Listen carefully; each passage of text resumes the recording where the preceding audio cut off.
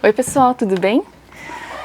Hoje eu vim falar com vocês sobre o texto que está lá em Romanos, capítulo 8, versículo 28, diz assim: E sabemos que Deus faz todas as coisas cooperarem para o bem daqueles que o amam e que são chamados de acordo com o seu propósito.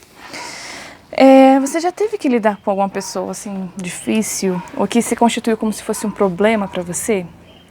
A gente enfrenta às vezes muitas dificuldades, mesmo quando a gente quer fazer aquilo que ao nosso ver é certo, né? A gente vê algumas pessoas que parecem que se colocam como um empecilho no caminho, como uma resistência, como que impedindo aquilo que a gente gostaria de fazer. Só que assim, isso não é de hoje, não é em 2020 que isso começou a acontecer, isso começou a acontecer desde sempre, desde que a humanidade é humanidade. E a Bíblia ela traz muitos exemplos de momentos em que isso aconteceu, né?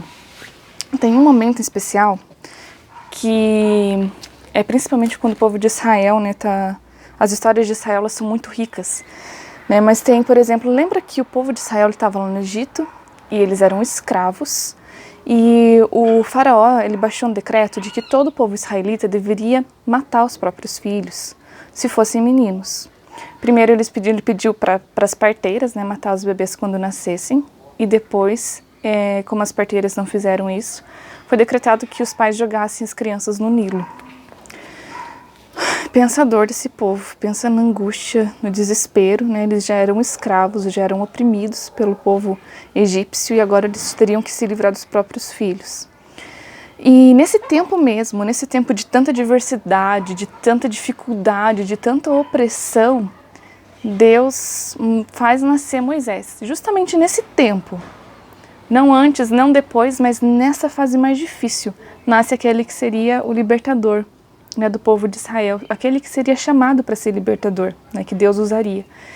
E não só chama ele, né, não só chama Moisés, como também faz com que ele cresça dentro do palácio do faraó. Não era em outro lugar, era o próprio faraó que queria sustentar esse menino. Olha só como que Deus faz as coisas. Como Deus queria libertar o povo de Israel, e Deus libertou o povo de Israel pela mão de alguém que foi criado pelo próprio faraó. Antes disso, a gente vê, por exemplo, na queda humana, quando acontece o primeiro pecado, quando acontece a primeira falha, né, do ser humano, e a gente vê que a gente foi afastado de Deus, e surge uma dor, uma angústia, uma preocupação em como que a gente vai se relacionar com Deus agora. E nesse momento... Oi, mãe, tô fazendo vídeo. E nesse momento que isso acontece, a gente vê que Deus ele usa essa oportunidade para trazer a maior expressão de amor do universo. Então, assim, o maior, né, no caso, o maior pecado, que foi o pecado que afastou a gente de Deus, foi a oportunidade de Deus expressar o seu maior amor. Se isso não tivesse acontecido, talvez a gente nunca tivesse essa experiência, esse entendimento do amor escandaloso de Deus, do ponto que Deus chegou para salvar aqueles que o amam. No caso do livramento do povo de Israel, a gente vê a mão de Deus poderosa. Deus não só livrou ainda o povo de Israel pela mão de Moisés, que era alguém que tinha sido criado pelo faraó, mas ele também fez com que esse povo saísse de lá como escravo, né? Eles eram escravos, saíssem de lá, agora fossem livres, e o povo do Egito enriqueceu o povo de Israel, deu ouro, deu prata para eles, deu tudo para eles irem embora logo. E ainda, né, no meio do caminho, ainda Deus abre o mar para eles passarem, que em Hebreus vai dizer que esse foi o batismo que Deus submeteu ao povo de Israel. E ainda faz, depois no deserto, chover pão do céu, carne, tem uma nuvem que cobre eles durante o dia, tem uma chama de fogo que os aquece durante a noite. E ainda assim existia a possibilidade das sopas crescerem no corpo, porque cresceu toda uma geração e o sapato cresceu nos pés. Vocês já pensaram nisso? Qual que era a dificuldade do povo de Israel no deserto? Eles não tinham condição nenhuma de subsistir, eles não tinham condição alguma de fazer uma plantação, de criar os animais, eles não tinham essa possibilidade de se sustentar. Mas nessa possibilidade, nesse momento em que eles estavam, que eles não tinham escolhido estar, que Deus permitiu que eles estivessem, Deus mesmo providenciou para eles. E ali naquela circunstância, eles viram Deus de uma forma diferente, de uma forma do Deus que provê as coisas, do Deus que vai na nossa frente, de Deus que é poderoso e que nos protege, porque pensa, no deserto eles corriam muito risco, eles tinham muito perigos, mas Deus cuidava deles, fez água sair da rocha, gente. O que eles viram é inacreditável, assim, na verdade é acreditável porque está escrito na Bíblia, a gente sabe que aquilo que Deus fala é a verdade. Mas o que eles viram, o que eles viveram com Deus foram experiências muito além do que a gente consegue imaginar como povo, como nação. Né? Pensa que quando eles levantaram o tabernáculo, a presença de Deus encheu de tal forma que nem sequer Moisés conseguia entrar.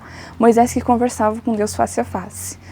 Então eles viveram experiências maravilhosas com Deus nesses momentos de dificuldade. A gente tem também o exemplo de Esther, né, que Esther foi levantada como rainha, ela casou com o rei Assuero, né, se tornou rainha, e né, teve um homem no reinado de Assuero que era Naamã e tinha uma influência muito importante naquela época. E ele baixou um decreto para matar todos os judeus, sem saber que a rainha Esther era judia. E tem todo um desenrolar da história. Se você não lê o livro de Esther, eu aconselho que você leia. E a gente vê como que Deus tornou aquilo que era maldição em bênção. Porque o povo de Israel, de novo, né, o povo judeu estava sendo subjugado e a lei que tinha sido instituída não poderia ser revogada. Então, o que Deus permitiu que acontecesse? Que fosse baixado um outro decreto dizendo que os judeus poderiam se defender. E nesse momento em que os judeus podem se defender, eles acabaram conquistando, ao invés de serem conquistados pelos povos, eles acabaram conquistando e viveram em paz. E o temor das nações foi grande, porque eles sabiam que Deus estava com eles. Tem outro momento que é Daniel, né? A história de Daniel, ela é fantástica, clássica também, né? Que Daniel era um homem muito reto, muito temente a Deus, e ele não estava nem aí para o que iriam dizer dele. Teve uma vez que os amigos, né, os companheiros dele de trabalho, viam que ele se dava muito bem, que ele ia muito bem, e que havia a intenção de elevar o cargo de Daniel, né? Ele já era alguém muito influente, mas ainda havia a possibilidade dele ganhar tipo uma promoção. E esses companheiros de Daniel, sabendo dessa possibilidade, começaram a procurar algum defeito nele, alguma coisa que eles pudessem usar contra Daniel, para que ele não fosse assim tão bem visto, tão bem quisto pelo governador. E o que aconteceu? Daniel, imagina, gente, os inimigos de Daniel não conseguiram achar um defeito nele. Eles tiveram que admitir, esse homem não tem defeito nenhum. Se a gente tiver que fazer alguma coisa contra ele, a gente vai ter que usar a própria religião dele, falar mal do Deus dele, fazer alguma coisa nesse sentido, porque não tem. A gente olhou tudo que ele faz e tá tudo correto, tá tudo certo. Então, eles pedem, né, a possibilidade de baixar de novo um decreto para falar que aquele que orasse a Deus, né, durante um período de 30 dias e não fosse solicitar aquilo que eles queriam ao rei, ao invés de pedir para Deus, deveria ser morto, jogado na cova dos leões. E daí acontece a história de Daniel, né? Daniel vê esse decreto, e Daniel tinha o hábito de orar 3 vezes por dia, ele sabe que saiu esse decreto, e assim, é engraçado que a Bíblia ela narra assim, Daniel soube que saiu o decreto, foi para casa e orou, sabe, foi tipo isso, e abriu a janela, né, porque ele deixava sempre a janela aberta em direção a Jerusalém, e ele orava nesse momento. Então Daniel foi para casa e fez exatamente a mesma coisa. Por que Daniel fez isso? Por que Daniel não ficou com medo? Porque ele sabia quem era o Deus que ele servia. Ele sabia que não importava o governante, não importava qualquer pessoa que tivesse autoridade sobre a terra, não era uma autoridade que era dela mesma, mas uma autoridade que vinha do céu. Então ele entendeu que ele deveria colocar em primeiro lugar Deus e depois as outras coisas. E ele fez isso. Sempre, a vida toda de Daniel, a gente vê que ele tinha um compromisso com Deus inabalável. E esse é um dos momentos que ficou registrado. Daniel foi lançado na cova dos leões e nada aconteceu com ele. E o nome de Deus foi glorificado. Né? Na verdade, quem foi lançado depois na cova dos leões foi os inimigos dele e ele foi promovido a um cargo muito maior. Daniel tinha essa intenção? Não, provavelmente não tinha essa intenção. O que ele tinha era um compromisso com Deus. Assim como também a história de Esther, assim como também no momento em que Deus levanta, né, Moisés jamais tinha esse entendimento de que Deus ia fazer tudo aquilo através dele. Ele tinha o entendimento de que tinha um chamado para libertar o povo de Israel, mas ele não tinha entendimento que seria dessa forma. E depois a gente vê Jesus. Jesus vem, ele nasce, cresce no meio do seu povo e ele tem muita oposição, principalmente com relação ao seu próprio povo, o povo de Israel. E os líderes judeus, gente, os líderes judeus eram a parte mais difícil, digamos assim, né? Claro que não existe nada difícil para Deus, mas era o que causava mais angústia no coração de Jesus, fazendo perguntas, testando e criticando, colocando Jesus o tempo todo à prova. Só que o que é mais interessante é que esses que eram inimigos de Jesus levaram Jesus exatamente ao cumprimento do propósito. Quando Jesus foi crucificado, foi porque os líderes judeus insistiram muito para que isso acontecesse.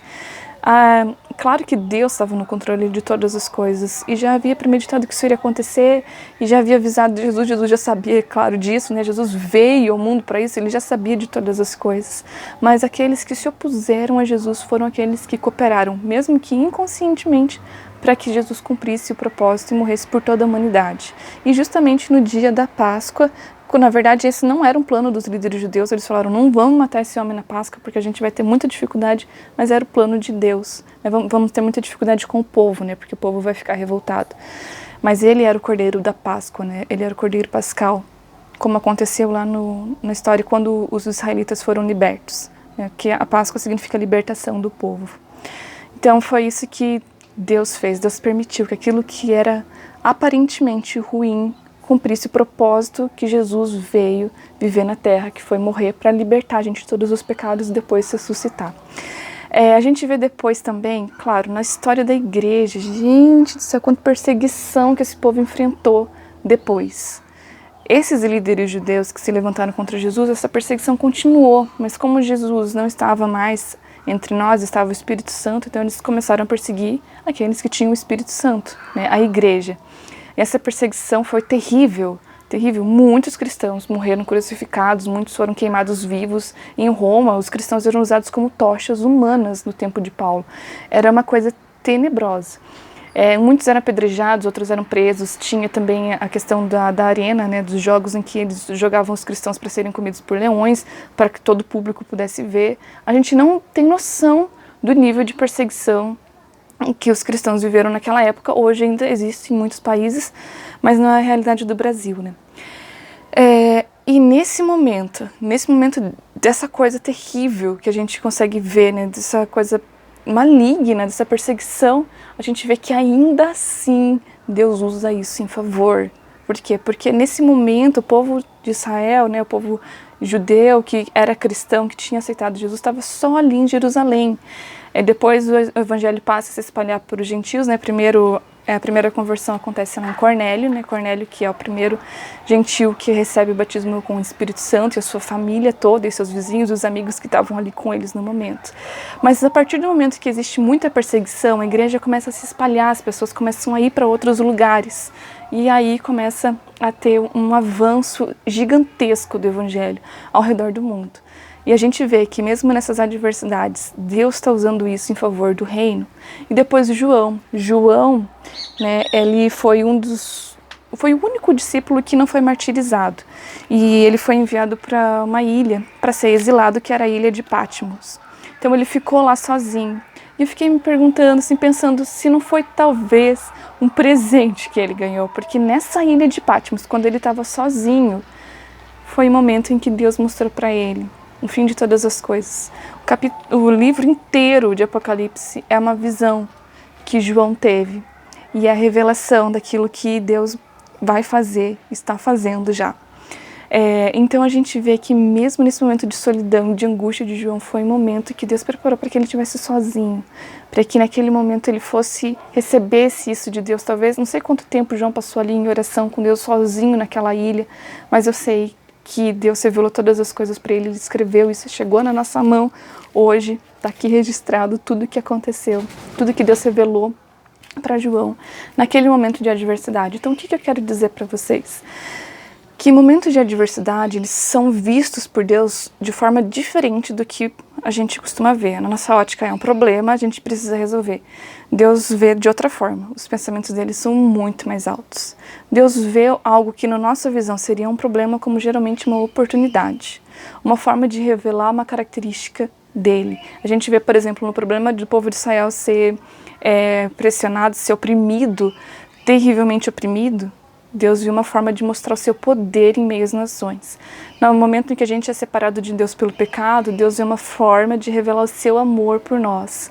No momento em que o povo judeu foi oprimido, no caso do livro de Esther, Deus vê uma forma de tornar a tristeza em alegria. Quando Jesus é entregue pelos líderes de Deus, Deus vê uma forma de salvar o mundo inteiro. No momento em que João é exilado para a ilha de Patmos, Deus vê uma forma de revelar todas as coisas que ainda estão por vir, para que a gente tenha esperança, para que a gente tenha uma viva fé, sabendo daquilo que ainda a gente vai receber. Ele disse: eu vou escrever para você um